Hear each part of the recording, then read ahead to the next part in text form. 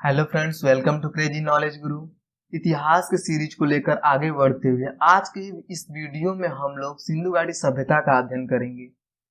आप लोगों में से कुछ लोगों को इस चैप्टर से डाउट रहता है, तो इस वीडियो को पूरा देखने के बाद आपका सारा डाउट क्लियर हो जाएगा। तो चलिए फ्रेंड्स, स्टार्ट करते हैं। सिंधु घाटी की सभ्यता यानी इंडस वैली सिविलाइजेशन। सिंधु घाटी सभ्यता के विषय में हमें विस्तृत जानकारी पुरातात्विक स्रोतों से मिलती है। यद्यपि सिंधु घाटी सभ्यता के लोग लिखने की कला से परिचित थे, लेकिन उसे अभी तक पढ़ा नहीं गया है। सिंधु सभ्यता के लेखों को अभी तक पढ़ा नहीं गया है, इसलिए सिंधु सभ्यता को आद्य ऐतिहासिक काल की श्रेणी में रखा गया है। समझ गए होंगे फ्रेंड्स आप। सिंधु सभ्यता की लिपि भाव चित्रात्मक थी।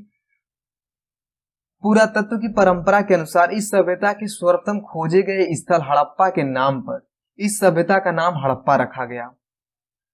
1826 ईस्वी में सर्वप्रथम हड़प्पा स्थल का विवरण चार्ल्स मेंशन नामक एक अंग्रेज ने दिया था। इन्होंने वहां पे कुछ टीलों की पुष्टि की थी, लेकिन उस पर कोई उचित कार्रवाई नहीं किया गया। उसके बाद 1856 ईस्वी में लाहौर से कराची के बीच रेलवे लाइन बिछाई जा रही थी। इसका ठेका जॉन ब्रिलियन एवं ब्रिलियन ब्रिंटन नामक दो अंग्रेज ने लिया था। उन्होंने वहां पे कुछ ईंट प्राप्त किए थे, लेकिन उसके बाद भी कोई उचित कार्रवाई नहीं हुआ।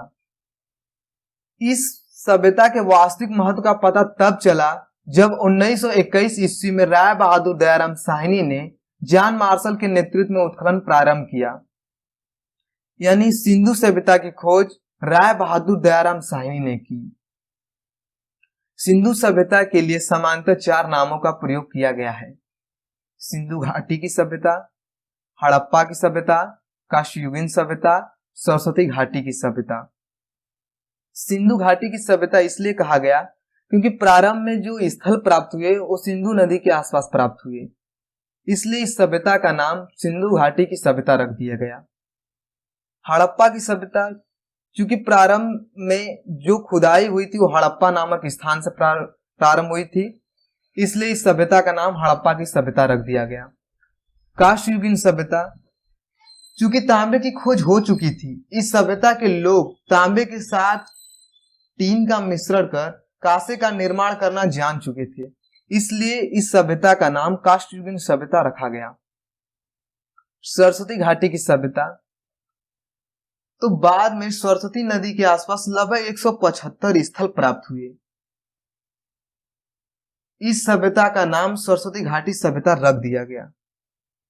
यह सुझाव डेक्कन कॉलेज पुणे की पुरातत्व के निदेशन बीएन मिश्रा ने दिया था। फ्रेंड्स, आप लोगों को क्लियर हो गया होगा कि सिंधु घाटी सभ्यता को हम लोग 4 नामों से जानते हैं: सिंधु घाटी की सभ्यता, हड़प्पा की सभ्यता, काशीयुगीन सभ्यता, सरस्वती घाटी की सभ्यता।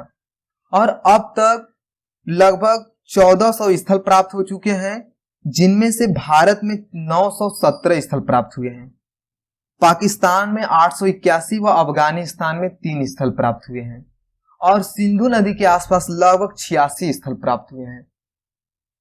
तो क्लियर हो गया होगा। नेक्स्ट समझते हैं।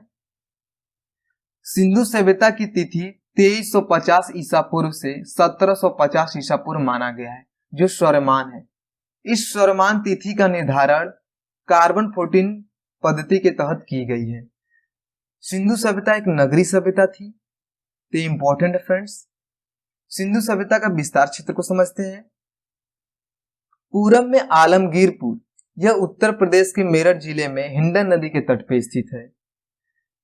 पश्चिम में सुतकांगेडोर, यह दक्षिण बलूचिस्तान के दास नदी के तट पर स्थित है। उत्तर में मांडा, यह जम्मू के अखनूर जिले में चिनाब नदी के तट पर स्थित है। दक्षिण में दैमाबाद, यह महाराष्ट्र के अहमदनगर जिले में प्रवरा नदी के तट पर स्थित है। आप चित्र में देख पा रहे होंगे फ्रेंड्स। सिंधु सभ्यता का संपूर्ण क्षेत्र त्रिभुजाकार है। ये मोस्ट इंपोर्टेंट फ्रेंड्स, कई बार एग्जामों में पूछा गया है। नेक्स्ट समझते हैं, कृषि को समझते हैं। सिंधु सभ्यता के लोग गेहूं, जौ, राई, मटर आदि अनाजों का पैदा करते थे। उन्हें लगभग 9 प्रकार की फसल का ज्ञान था और इनका मुख्य खाद्य पदार्थ गेहूं और जौ था। इसके अलावा वे लोग तिल व सरसों भी उगाते थे। सिंधु सभ्यता के लोग वेजिटेरियन और नॉन वेजिटेरियन दोनों प्रकार के थे। सिंधु सभ्यता के लोग ने ही सर्वप्रथम कपास की खेती करना प्रारंभ किया था। ये भी इंपॉर्टेंट है। सिंधु सभ्यता काल के लोग पेड़ पौधों में सबसे पवित्र पीपल के पेड़ को मानते थे। पशुपालन को समझते हैं। सिंधु सभ्यता के लोग गाय, भैंस, बैल, बकरी, भेड़ व सूअर पालते थे। इस काल के लोग पशुओं में सबसे अधिक पवित्र कुबड़ वाले बैल को मानते थे। शिल्पकला व तकनीकी के क्षेत्र में इस सभ्यता के लोग कांस्य के निर्माण और प्रयोग से भलीभांति परिचित थे।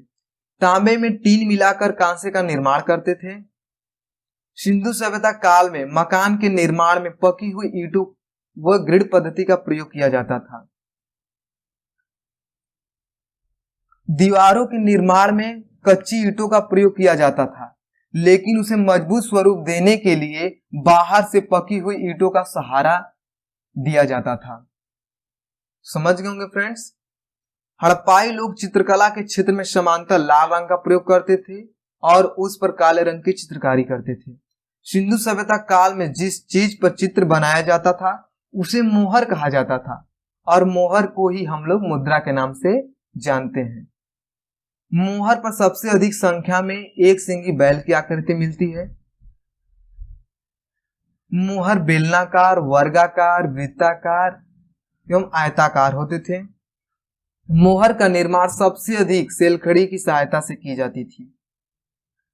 पकी हुई ईंटों को हम लोग टेराकोटा के नाम से जानते हैं। सिंधु घाटी सभ्यता में धार्मिक और सामाजिक जीवन को समझते हैं। सिंधु सभ्यता का समाज मातृसत्तात्मक थी, यानी समाज में महिलाओं की प्रधानता थी। सिंधु सभ्यता काल के लोगों के धार्मिक जीवन में मातृ देवी की प्रधानता देखी जा सकती थी। सिंधु सभ्यता के लोग भगवान शिव, नाग, अग्नि, सूर्य, नदी आदि की पूजा करते थे। सिंधु सभ्यता के उत्खनन से मंदिर के प्रमाण अभी तक नहीं प्राप्त किए गए हैं, तो ये इंपॉर्टेंट है फ्रेंड्स, इस चीज को ध्यान में रखिएगा। सिंधु सभ्यता का समाज समतावादी था। सिंधु सभ्यता के लोग सूती एवं ऊनी वस्त्रों का प्रयोग करते थे। सिंधु सभ्यता के लोग मनोरंजन के लिए शिकार करना, पासा खेलना, नृत्य करना, मछली पकड़ना, पशु पक्षियों को आपस में लड़ाना आदि साधनों का प्रयोग करते थे। ये कुछ इंपॉर्टेंट पॉइंट्स था जो धार्मिक एवं सामाजिक जीवन से रिलेटेड था सिंधु सभ्यता से। व्यापार को समझते हैं फ्रेंड्स। सिंधु सभ्यता काल के लोगों के आर्थिक जीवन में व्यापार की प्रधानता थी। व्यापार वस्तु विनिमय प्रणाली पर आधारित थी। सिंधु सभ्यता क्षेत्र के अंतर्गत पत्थर, हड्डी एवं धातु आदि का व्यापार होता था। सिंधु सभ्यता काल के लोगों का व्यापारिक संबंध मेसोपोटामिया एवं मध्य एशिया के देशों के साथ था। ये इंपॉर्टेंट फ्रेंड, मोस्ट इंपॉर्टेंट है। अंतिम संस्कार को समझ लेते हैं फ्रेंड्स। सिंधु सभ्यता काल के लोग मृतकों का संस्कार 3 तरीके से करते थे। दाह संस्कार, पूर्ण समाधि, आंशिक समाधि। दाह संस्कार को समझते हैं। इसमें शव को पूर्ण रूप से जलाने के बाद राख को मिट्टी के पात्र में रखकर दफना दिया जाता था। पूर्ण समाधि को समझते हैं। इसमें संपूर्ण शव को भूमि में दफना दिया जाता था। और आंशिक समाधि में इसमें पशु पक्षियों के खाने के बाद बचे शेष भाग को भूमि में दफना दिया जाता था। तो क्लियर हो गया होगा फ्रेंड्स। इसके नेक्स्ट वीडियो में हम लोग प्रमुख स्थल जैसे मोहनजोदड़ो, लोथल, कालीबंगा और आदि प्रमुख स्थलों व कुछ इंपॉर्टेंट पॉइंट्स का अध्ययन करेंगे फ्रेंड्स। तो उम्मीद करता हूं कि हमारा वीडियो आपको पसंद आया होगा। यदि पसंद आया है तो हमारे वीडियो को लाइक कीजिए और हमारे चैनल को सब्सक्राइब कीजिए और इस बेल आइकन को दबाइए लेटेस्ट अपडेट पाने के लिए। मिलते हैं फ्रेंड्स नेक्स्ट वीडियो में। जय हिंद, जय भारत।